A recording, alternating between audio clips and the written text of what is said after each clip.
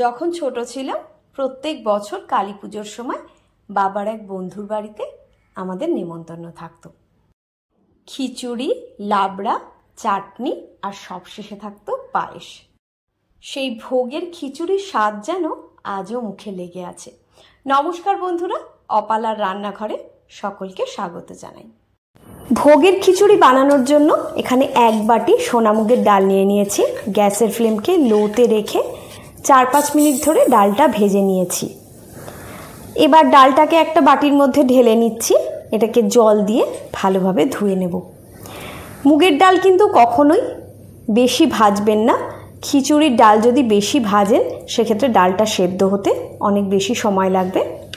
রঙটা হালকা হলুদ থেকে জাস্ট একটু গাঢ় হলুদ হলে নামিয়ে নেবেন। 3-4 বার ভালোভাবে জল দিয়ে ডালটাকে ধুয়ে নিয়েছি। এবার যে বাটি মেপে ডাল নিয়েছি ওই একই বাটি মেপে 1 বাটি গোবিন্দভোগ চাল নিয়ে নিয়েছি। চালটাকেও ভালোভাবে আমি ধুয়ে নিচ্ছি। একটা জিনিস দেখবেন, বাড়িতে এমনিতে খিচুড়ি যত ভালো করেই রান্না করা হোক না কেন, সেটা যতক্ষণ পর্যন্ত ঠাকুরকে নিবেদন না করা হচ্ছে তার স্বাদ কিন্তু ঠিক ভোগের খিচুড়ির মতন হয় না। আমি এই খিচুড়িটা লক্ষ্মী পুজোর দিন বানিয়েছিলাম।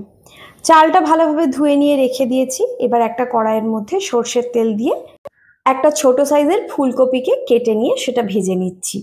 ফুলকপিটা এমনভাবে ভাজতে হবে যেন এটা সেদ্ধ হয়ে যায়। অল্প একটু নুন দিয়ে দিলাম। গ্যাসের ফ্লেমকে লো টু মিডিয়ামে রেখে ফুলকপিটাকে আমি ঢাকা দিয়ে দিয়ে ভেজে নিয়েছি। ফুলকপিটা ভেজে নেওয়া হয়ে গিয়েছে, এটাকে উঠিয়ে নিচ্ছি। এবার এই তেলের মধ্যে আরও একটু তেল দিয়ে দিলাম। এবার এখানে আমি 2টো আলু কেটে নিয়েছিলাম, সেটাকেই ভেজে নিচ্ছি। আলু ভাজার সময় গ্যাসের ফ্লেমটা মিডিয়াম টু হাইতে রয়েছে। আলুটা ভাজার সময় সেদ্ধ হওয়ার দরকার নেই, বাইরে একটু লালচে রং আসলেই আলুটাকে আমি উঠিয়ে নেব। সামান্য একটু নুন দিয়ে দিয়েছিলাম আলুটা ভাজার সময়। আলুটা ভেজে নেওয়া হয়ে গেছে, উঠিয়ে নিলাম।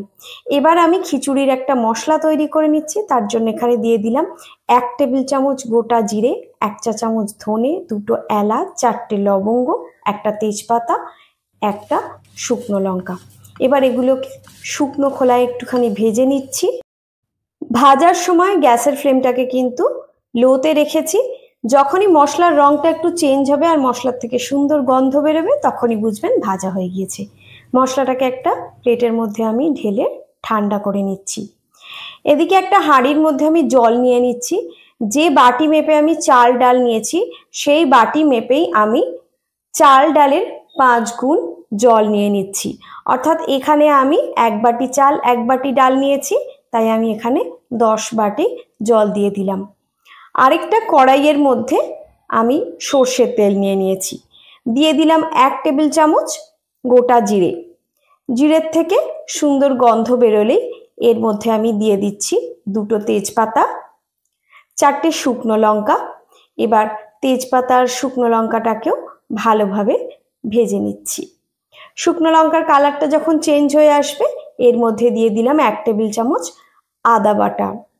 আদা বাটাটাকে ভালোভাবে ভেজে নিলাম একটু। তারপরে এর মধ্যে দিয়ে দিচ্ছি 1 টেবিল চামচ কাঁচা লঙ্কা বাটা। লঙ্কাটা কিন্তু আপনারা নিজেদের স্বাদ অনুযায়ী দেবেন। এবার দিয়ে দিচ্ছি এর মধ্যে কুচিয়ে নেওয়া নারকোল। নারকোলটাকে হালকা বাদামি রং করে ভেজে নিচ্ছি। এবার দিয়ে দিলাম 1 মুঠো কাজু বাদাম। কাজু বাদামটাকেও হালকা বাদামি রং করে আমি ভেজে দিচ্ছি।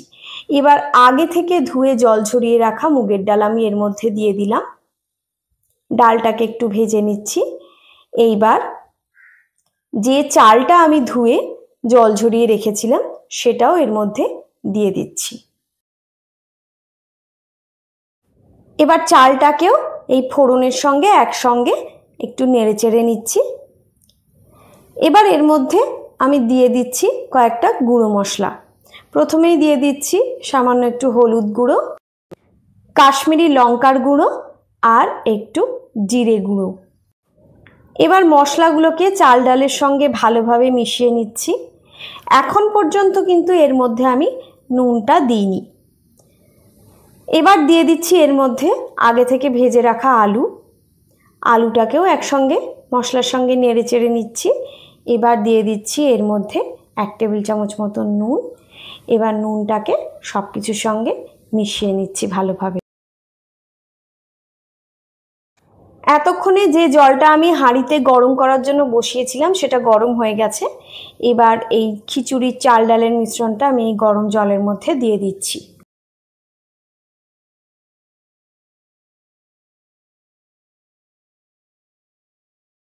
সম্পূর্ণ চাল ডালটা এই জলের মধ্যে আমার দিয়ে দেওয়া হয়ে গিয়েছে।